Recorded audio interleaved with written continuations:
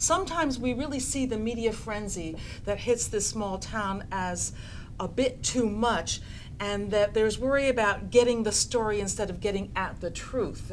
And I wondered if you'd comment on that. Well, you said it pretty well. I'm a 30-year veteran of the news business, and there's much of it today that I am not fond of, and I'm not proud of. Hopefully not anything that I've done, but as long as I work in the business, I have to say we and not you until the day I quit.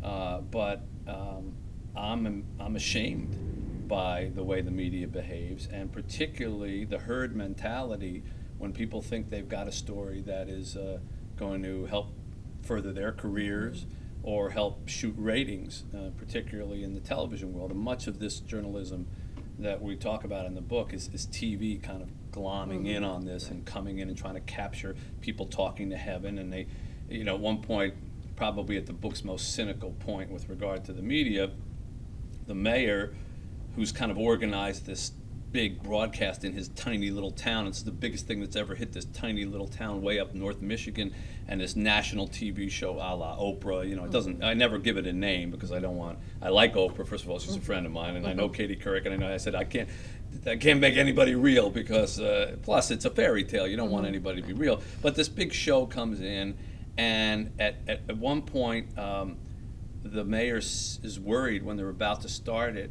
and he says to the producer, "What if we don't get the phone call?" And the producer basically says, "It doesn't matter. As long as people keep watching and thinking that it's coming, that's all that counts, because we can keep them on and we can keep them going and we'll sell the ads and we'll sell, He doesn't understand this because he's kind of, he's a small town mayor, but that's the truth of what the news business has become.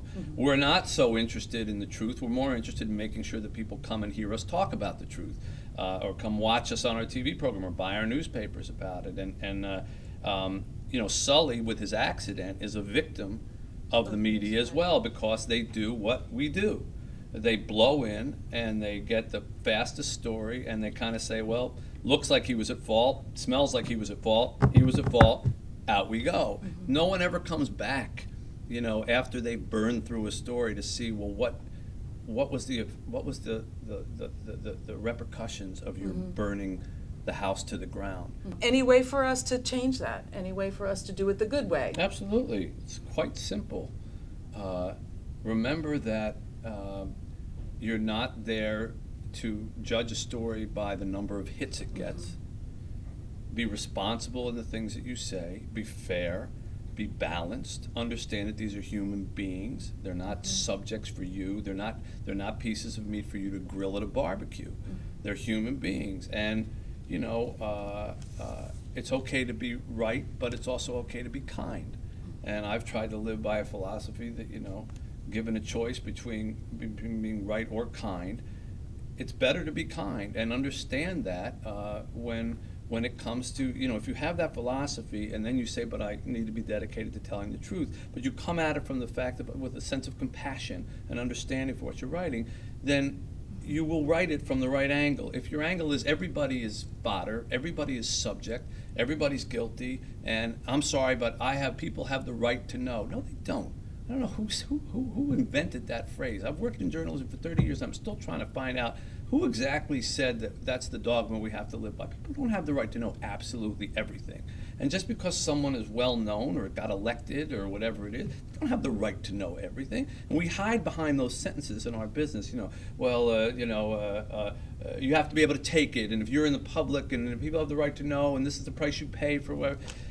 All you have to do is just apply a little humanity to it, and you can right the ship, and journalism could serve an enormous purpose. I mean, the information that it brings is invaluable, but the attitude and the hate and the anger and the skewering and the sense of what bubble can we burst today? Or who can we take who's small and blow up their bubble, and then one day we'll burst it? That's not what you're supposed to do in this business. I'm sorry, and I feel very strongly about this. I've been in it almost my entire adult life, and I think I've earned the right to say, no, that's wrong. And you know, it's one person's opinion, and I'm not telling anybody else to believe it, but it's not an uneducated opinion.